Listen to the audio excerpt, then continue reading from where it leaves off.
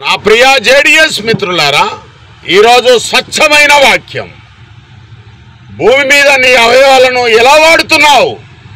6వ అధ్యాయం 13వ వచనంలో ఉన్న మాటను పరిశీలన చేద్దాం. మానవ శరీరంలో 78 అవయవాలు ఉన్నాయి. వీటిలో ముఖ్యమైనవి 5: గుండె, మెదడు, మూత్రపిండాలు, కాలేయం, ఊపిరితిత్తులు. వీటన్నిటిని దేవుడు తల్లి గర్భంలో నిర్మించాడు. ఇవి ఏం పని చేస్తున్నాయంటే, గుండె రక్తాన్ని శరీరం అంతటా వ్యాపింపజేస్తుంది. ఊపిరితిత్తులు గాలి పీల్చడానికి, వదలడానికి. మెదడు ఆలోచనలు, జ్ఞాపకాలు. కాలేయం జీర్ణక్రియలో సహాయపడుతుంది.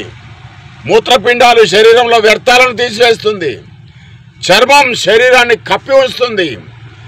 ఈ అవయవాలను దుర్నీతి సాధనముగా వాడుతున్నావా, నీతి సాధనములుగా వాడుతున్నావా? నీవే పరిశీలన చేసుకో. దుర్నీతి సాధనములు అంటే వ్యభిచారం, దొంగతనం, మద్యం, సిగరెట్, చెడు అలవాట్లు అన్నీ.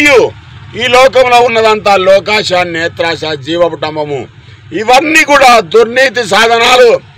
ఇలా నువ్వు చేస్తే నిత్య నరకానికి వెళ్తావు. నీతి సాధనాలు అని అంటే ఇహలోక మాలిన్యం అంటించుకొనకుండా భక్తి కలిగి, పరిశుద్ధత కలిగి, పవిత్రత కలిగి, ప్రేమ కలిగి, సహోదర ప్రేమ కలిగి జీవించడం. ఇలా ఉంటే నిత్య జీవం ఉంటుంది. క్రీస్తుతో పాటు నిత్య రాజ్యంలో నీకు వారసత్వం ఉంటుంది. ఏది కావాలో భూమి మీద ఉన్నప్పుడే నువ్వు నిర్ణయించుకో.